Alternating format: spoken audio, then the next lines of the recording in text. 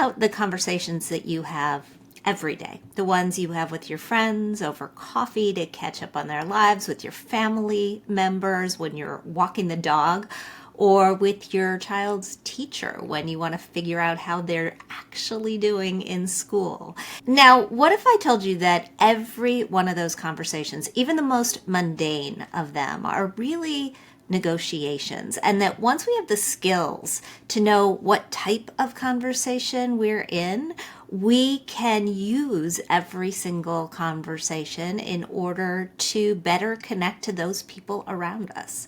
That's what Charles Duhigg argues in his new book. It's called Supercommunicators: How to Unlock the Secret Language of Connection. Charles, of course, has been on the show before, but it's been a little while, so let me tell you a bit about him. We've had him on in the past to talk about his mega bestseller, The Power of Habit, and also Smarter, Better, Faster, which was the follow-up to that book. He's also a Pulitzer Prize-winning staff writer at The New Yorker, and he's here to tell us today about conversations, what makes them click, and how we can all be better communicators both in our work and in our lives. Charles, always good to see you. Congrats on the publication of this new one. Thank you so much. Thanks for having me on. This is such a treat. What took you in this direction? What was it? I kind of think I have a feel for how your brain works and how you go down a research hole and how every once in a while it becomes a book. But what was it about communication that sent you on this journey? Well, I think it was actually a pattern that I got into with my wife. As a journalist, I'm theoretically a professional communicator, and I've been married with my wife almost 20 years now. And I would come home from work and this thing would happen that was confusing to me. I would start complaining about my day. And my wife would give me this very good advice. She would say something like, why don't you take your boss out to lunch and you guys can get to know each other better? And instead of being able to hear what she was saying, I would get even more upset. And I would say, why aren't you supporting me? You're supposed to be on my side. And then she would get upset because I was attacking her for giving me good advice. I think this is something that probably many married couples can relate to, right? And sometimes the roles were flipped, where she would mention how she was feeling and I would try and offer a solution which she didn't appreciate. And so I was curious why this kept happening, why it's so common. And I went to researchers and asked them, and they said, well, look, we know a lot about communication now because we're living through this golden age of understanding communication because of advances in neural imaging and data collection. And they said one of the big things that we've learned is that we tend to think of a discussion as being about one thing, right? We're talking about my day, or we're talking about our kids' grades, or where we should go on vacation. But actually, every discussion is made up of different kinds of conversations. And in general, those conversations, they fall into one of three buckets. There's these practical conversations where we're solving problems or we're making plans together. But then there's emotional conversations where I might tell you how I'm feeling, and I don't want you to solve my feelings. I want you to empathize. And then there's finally social conversations, which is about how we relate to each other in society and the social identities that are important to us. And they said the key is, if you're not having the same kind of conversation at the same moment, you won't really hear each other. You won't really connect. And that, of course, is what was happening with my wife and myself. I was coming home and I was having an emotional conversation, and she responded with a practical conversation. And so it created more tension rather than more communication. I'm shaking my head because I totally relate to everything that you just said. It happens in my house all the time, to the extent where sometimes I can hear myself saying to my husband, I don't want you to fix this. I just want you to listen to me. Yeah, that's exactly right. And once your husband is on that wavelength, right? Once he understands what his job is, then it gets so much better. And so actually, one of the things that started happening is that now at the beginning of conversations, Liz and I ask each other, what kind of conversation do you want to have? She might say to me, do you want me to help you solve this issue, or do you want me just to listen? Do you just need to get this off your chest? And of course, it feels really good to be asked that, because sometimes I haven't thought about it until that moment. And I can say, no, this isn't that big a deal. I just need to vent about it. In schools, they've actually taught teachers to start doing this, that when a student comes up with a problem or a question, it's something that they want to talk about, that the teacher should start by asking them, do you want to be helped? Do you want to be heard? Or do you want to be hugged? Right, which are the three kinds of conversations, the practical, the emotional, and the social. And I think when you ask that, the students really appreciate it because they know that what they're being asked is, what do you need? Like, what are you hoping to get out of this conversation? And once we're aligned on that, we're much more likely to get it. How did you and researchers discover that there are, in fact, these three different kinds of conversations? Well, I think a lot of it has to do with these neural imaging research projects that had occurred. What would happen is that researchers are able for the first time really to study people's brains as they have conversations with each other.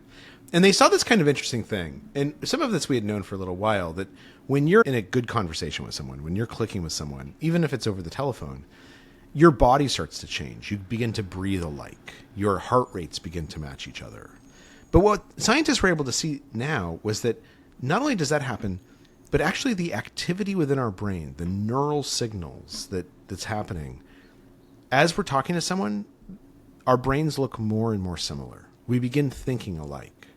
And this makes sense when you think about it, because if I tell you about an emotion that I'm feeling or an idea that I had, you actually experience a little bit that emotion or that idea. That's why communication is effective, is because we're experiencing something together simply through describing it.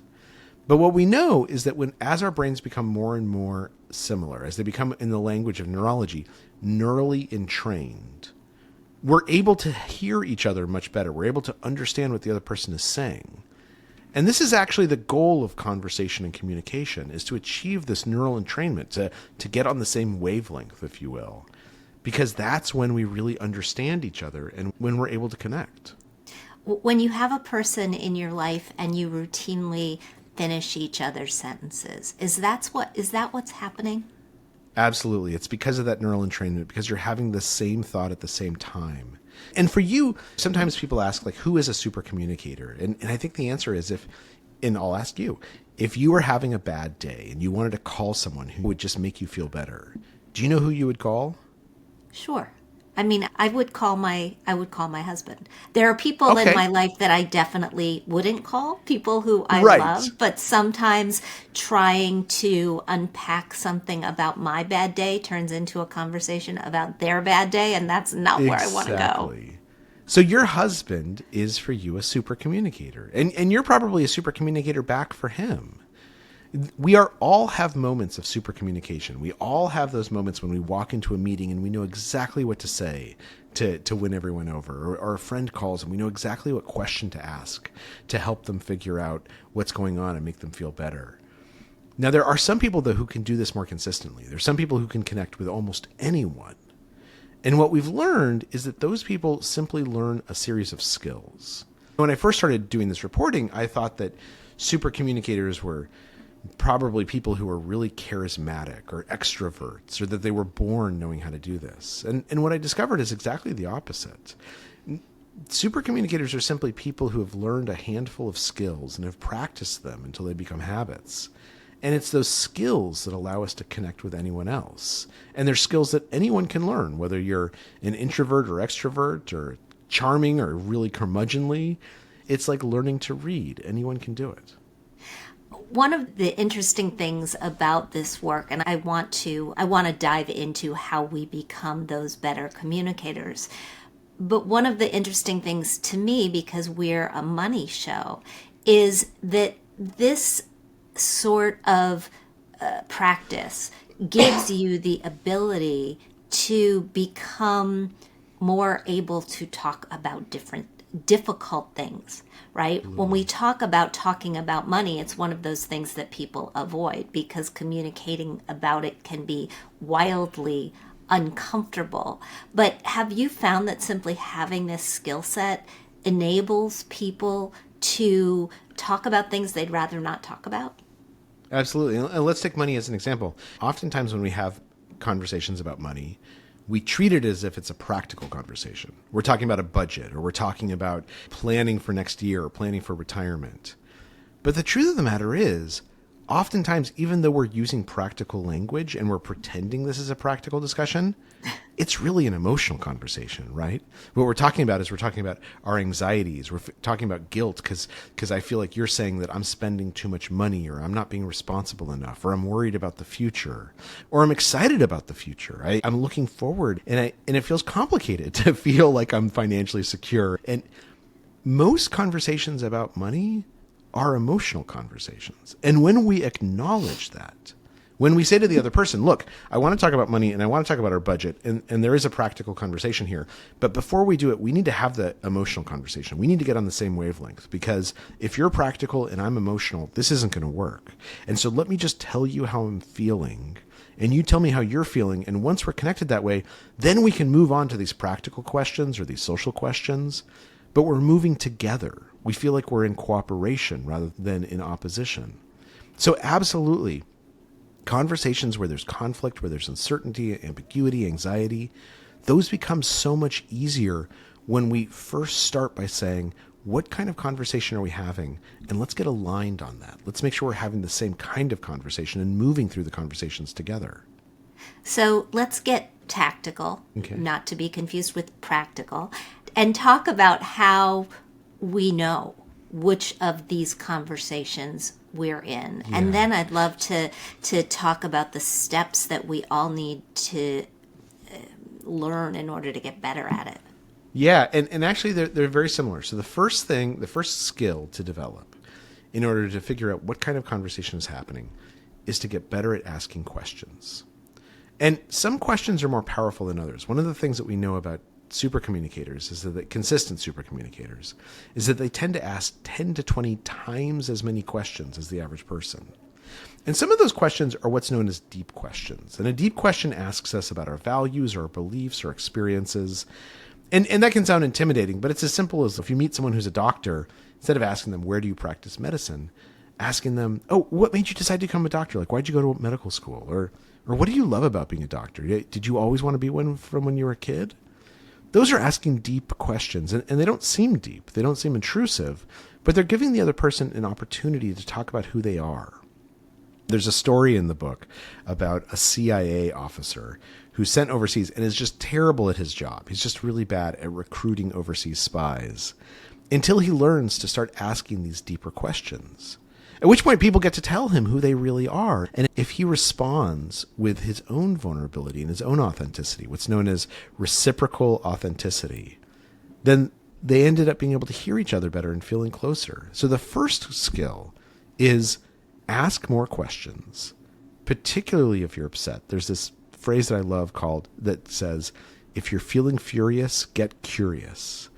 Ask more questions, and particularly deep questions that invite other people to say real things. That's the first and most important skill, because inevitably they'll tell you what kind of conversation they want to have. It's so funny listening to this, because I feel like any budding journalist should also make sure that they read this, because this is Absolutely. our playbook, right? I Yeah. mean, ask a lot of questions, listen really well, and give a little to get a little. Yeah, no, absolutely. Which brings us to the second skill, which is asking questions on its own often isn't enough, particularly if you're in a tough conversation, a difficult conversation, if there's some conflict, you disagree with each other, or you're arguing about something. One of the things that happens is that when we are in a conflict conversation, there's a little part of our brain that becomes suspicious. And what it's suspicious of is that the other person isn't actually listening, but is rather just merely waiting their turn to speak. And so in order to make a conversation better, oftentimes we have to prove that we're listening to the other person. And the way that we prove is not what we do while they're speaking, it's how we respond after they finish speaking. And there's something that they teach at Stanford and Harvard and a bunch of other schools that's known as looping for understanding, which is a technique for this. And in looping understanding, there's 3 steps. The first step is ask a question, preferably a deep question. The second step is try and repeat back in your own words what you just heard that person say. Show them that you're paying attention. Show them that you're processing it. And then step number 3, and this is the one we usually forget, ask if you got it right. And the reason why this is so powerful is because what we've done is we've proven that we're trying to understand the other person, that we want to hear them. And there's something hardwired into our brains that when we know that someone is listening to us, we become more likely to listen back to them. In fact, there's another story in the book about this experiment that was done where they brought together gun control activists and gun rights advocates to see if they could have just civil conversations with each other. And they taught them this technique, looping for understanding, and it transformed how these people were talking to each other. And it didn't mean that they walked away from the conversation agreeing with each other. It didn't mean that suddenly they found that they didn't feel differently on the topic of guns. But when they knew that they wanted to understand each other, it made everything so much easier. And oftentimes in a difficult conversation, that's what we're trying to do. We know that we have to have this conversation, and we just want to make it a little bit easier to have. I know from personal experience that this is incredibly important at work. I have a colleague who didn't go to Harvard or Stanford, but he did get an MBA at NYU, and maybe this is where he learned it, but he routinely will say, I'm going to mirror back what you just said to me, and then will routinely say, did I get that right? And it has... I mean, especially when we're talking to our clients and with the people that we're trying to move a process along with, it's incredibly effective. People really respond well to it. And I think it's because it's at work or with clients, you're exactly right. If you're talking to a client, there's part of their brain that wonders, is this person just trying to sell me something? Right? Are they really paying attention to what I'm saying? Or are they just waiting to go into their sales pitch? And the more that we prove, I'm listening to you, right? I'm processing what you're saying. The more that at work, when we have conflict as part of work, sometimes we disagree about budgets, we disagree about resource use, we disagree about strategy. And being able to say to someone, listen, I might see this differently, but I really want to understand how you see it. Like, I want to walk away from this conversation really understanding, at least for my own benefit, why you think what you think. And I want you to understand what I think.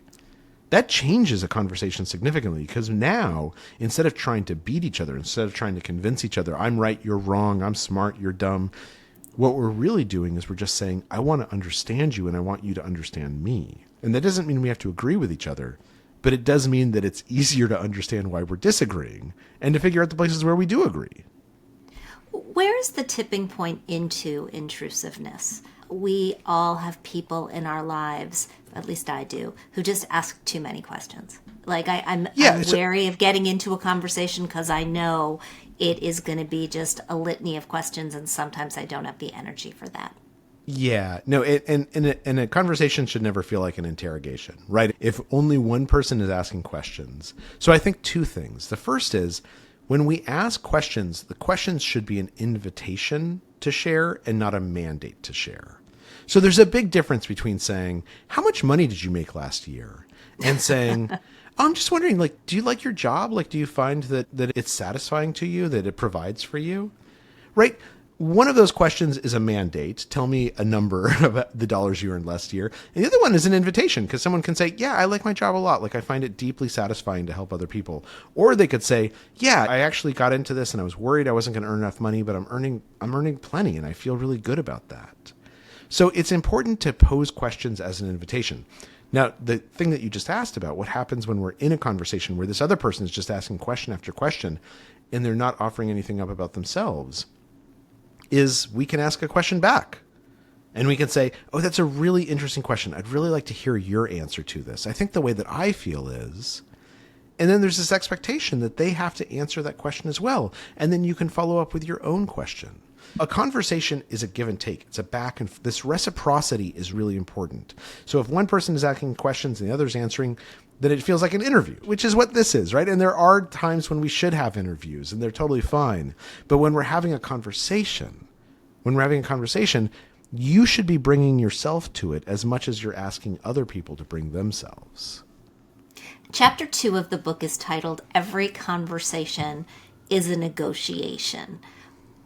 Can you talk about that? Because sometimes I think the word negotiation has a bit of a negative connotation to it. And specifically, you talk about interest-based bargaining and why the best negotiations don't have one clear winner. When we say negotiation, most people think of a situation where we're fighting over something, and if I win, you lose, or vice versa. But there's another kind of negotiation, what psychologists refer to as a quiet negotiation, where the goal is not to try and argue with each other. The goal is not to fight over something limited. The goal of that negotiation is actually to understand what everyone wants from this discussion or wants from this interaction. And you're exactly right. There's this thing called interest-based negotiation. If you talk to people who don't negotiate frequently, they'll tell you that negotiations is about winning. But if you talk to professional negotiators, if you talk to people who do this for a living, what they'll say is, no, that's totally wrong. The goal of a negotiation is not to figure out who gets the bigger slice of the pie and to fight over my slice should be bigger than your slice. The goal of a negotiation is to figure out how to make the pie itself larger so that we all walk away with bigger slices than we imagined we would.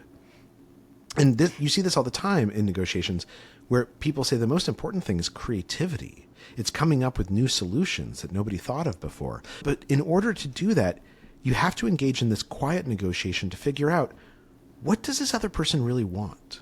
Right? They keep on talking about wages, but are wages the most important thing? Or is it actually wages and time off of the job that's in a workplace setting?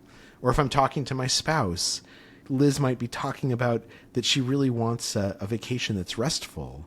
But when I start asking questions about it, when I'm trying to figure out what she actually wants, what I learn is she wants a restful vacation, but she also wants to go someplace exciting and exotic. And so once we know more about what everyone wants, once we've had that quiet negotiation to determine, that's when we can make the pie bigger together. Take that example and let's talk specifically about wages, because sometimes what people really want is more money. How do you, if you are the person who's asking, if you're the person who is trying to get an increase in salary, we get these questions all the time. I mean, what is the best communication practice there? Absolutely. How do we have that conversation where we're asking for a raise? So the first thing to determine is, do we want to have a conversation? And if we want to have a conversation, that means a back and forth. Because most people say, or many people say, I want to have a conversation. And what they actually mean is, I want to walk in and I want to tell my boss that I deserve a higher wage and I want my boss to say yes. That's not actually a conversation. That's a monologue. That's a demand. And sometimes that works. Sometimes we can walk in and we say, I want a higher wage. And they say, okay, you've earned it. But most of the time, what we really should have is a conversation because they're not predisposed to say yes right away. And a conversation means we are trying to understand how they see the world as much as we're sharing how we see the world. So that conversation should start by asking someone a question, asking your boss a question, sitting down and saying, listen, I've been here for 3 years now and I haven't gotten a raise. I'm wondering from your perspective, what do you think would be fair? What do you think would justify paying me a higher wage? What are you looking for in order to do this? Now, all of a sudden, we're cooperating together, right? We're figuring out the criteria for getting a higher wage. And they might say, well, I see that you've really improved on communication, or you've really improved with your expense accounts. And I think that deserves, I think you're right, that deserves a raise. Or they could say, look, we're not exactly where we need to be on productivity, but here's the goal I'm looking for. And if we hit that in 6 months, then I think absolutely you deserve a raise. When we make it a conversation, and then we can say, thank you for sharing that. This is what I hear you saying. Tell me if I'm getting it right. From my perspective, I see things a little bit differently. I think that we have seen a lot of increases in my productivity, and I hear what you're saying, and it's going to continue to get better. But I think we should reward the distance I've already come. Now we're having a conversation. Now we're going back and forth, and we're trying to understand each other. And this is such an easier conversation to have, because the goal of a conversation is not to convince you that I'm right and you're wrong. It's not to convince you that I'm smart or that you should like me more or that you should agree with me. The goal of a conversation is just to understand each other, for me to understand what you're saying, and then to speak in a way that you can understand me. And when we understand each other, then suddenly we start to see these opportunities for that cooperative negotiation. We start to see these opportunities for us to work together as opposed to work against each other to try and create a better future. Because the truth of the matter is, you as my boss, you want a happy employee. And I, as your worker, I want to earn what I think I'm worth. And that doesn't mean that having that conversation, that we're both going to walk away from it feeling like the other person is exactly right, feeling like we agree on everything, but we will be closer to agreement because we've tried to understand each other. Yeah, I think asking a question like that at the very beginning it does so much in the way that it changes the mindset of Absolutely. the boss, right? I'm sort of envisioning myself, because I get asked for raises from the people on my team, and I don't know that I've been asked a question like this. They're all going to ask me now, and it's really welcoming. Now, the other thing is that because these conversations can be tense, because we know that there's a lot of anxiety involved, there's a story in the book about Netflix and how they dealt with this internal controversy about race. And one of the things that we found is that when we're going to have a hard conversation, when we know that it's going to be a little bit awkward, sometimes just acknowledging at the start that it's going to be awkward makes a big difference. And the way to do this is to say something like, look, I want to talk about this thing with you, and I'm a little worried about talking about money, because I'm just worried it might be a little bit awkward. And if I say the wrong thing, I apologize in advance, because sometimes the trip from my brain to my lips, the things get screwed up. I hope you'll forgive me. And I promise I will forgive you if you say something that's not exactly what you mean. With that being said, let me ask you a question. That act of acknowledging that this is an awkward conversation, acknowledging discomfort, acknowledging that I might make mistakes and you might make mistakes, and we're agreeing to forgive each other in advance, that lessens a lot of that anxiety. And now the conversation's easier, right? Yeah. Because now I feel like I can think aloud without it having a negative consequence for me. And that's really important. So you're talking essentially about vulnerability. I want to layer on gender. You cite a study in the book, and it found that when men express anger or impatience at work, it is commonly seen as a sign of self-confidence. It's good leadership. And when men cry at work, it's a sign that they care. But when women show emotion at work, when they show anger or when they show sadness, there are both social and economic penalties. And just for my listeners to know, I am a woman who has cried at work. So if you are a woman who has cried at work, you do not have to be ashamed of that here. No judging. But how do we deal with this as women? And how do we show vulnerability without being penalized? Yeah, no, there are these unfair double standards, right? And anyone should be able to cry at work. And we're hopefully moving towards a world that's a more perfect union, where people are judged more equally. But until we get there, we have to deal with the realities of today. And you're exactly right, that there are some forms of communication that there are some forms of communication that from men are accepted and from women aren't. And so how do we deal with that? How do we think about that? Well, what's interesting is that one of the things that we found is in conversations where things like gender become an issue, or race, or politics, or background, oftentimes if we focus on just one identity, it can be very either destabilizing and sometimes toxic, right? If I say, Jean, you're the woman in this workplace, so I'm just wondering, how do you see this topic? What do you think we should be doing about wages? That doesn't really seem fair, because you're not just a woman. You're also a fellow manager. You're maybe an accountant.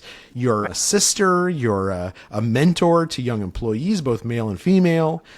I'm kind of, by saying you're the woman, tell me what you think, I'm pushing you into a corner. I'm pushing you into a stereotype. And the more that we get beyond those stereotypes and we say, actually, let's welcome all of the identities to the table here. Jean, I'm wondering, as a woman, you probably see this question one way, but as a fellow manager, you might see it a different way. And as someone who's a mentor to younger employees, that might give you a third perspective on it.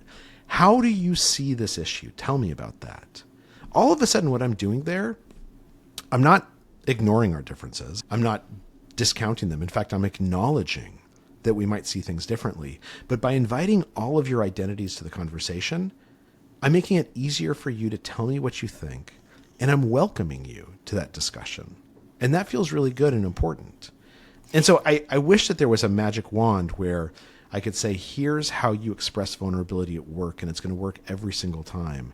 And the truth is, until we become a more equitable society, which hopefully we will, there is no magic wand. But the closest we can get to it is to say, when you're at work, and the more you remind people of your full self, that you're not just one thing, you're not even just two things, you're dozens of different people, sort of all in this one wonderful container. The more that we remind people of that, the more that we invite other people to share those different perspectives, and we invite their multitudes to the conversation. That's how we can allow vulnerability to flourish without it having penalties. So if my manager addresses me as the woman in the conversation or the woman in the negotiation, essentially what I hear you saying is that it's okay to say, well, yes, I am absolutely a woman in this conversation, but I'm also X, Y, and Z. And Absolutely. Let me answer you from these perspectives.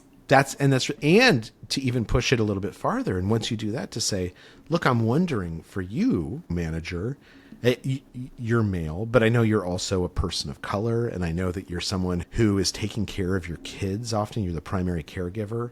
Like, you probably see this from a lot of different perspectives. Tell me how you think about it. The goal here is, because we're so worried about differences, because there's so much anxiety about mentioning our differences, we often pretend they don't exist.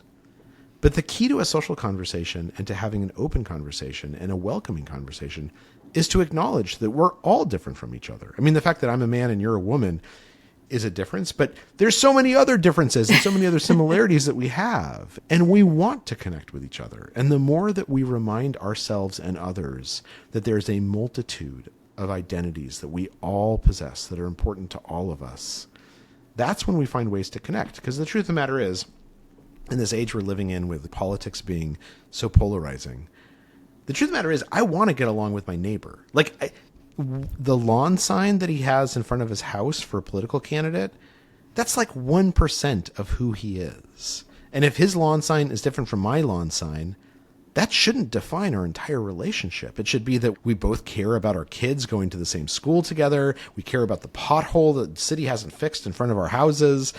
We have so much more in common, but in order to find ways to connect with each other, we have to acknowledge our differences and we have to acknowledge our similarities. We started this conversation talking about how you got into it and how you were looking to communicate better with your wife. After you did all the research and the writing, what's the one thing that you are taking away that's making your life better? I think the thing that I most take away is the final chapter in the book is about this study that's still ongoing at Harvard called the Harvard Study of Adult Development. Yep. For almost 100 years now, researchers at Harvard have been following around thousands of people, trying to figure out what makes people healthier and happier as they get older. And they had a bunch of theories about this. And basically they found the only real predictor of health and happiness at age 65, as well as success, however you happen to define that. The only predictor of being healthier and happier at age 65 is having at least a handful of close relationships at age 45, which of course means that you probably started developing those before you were 45.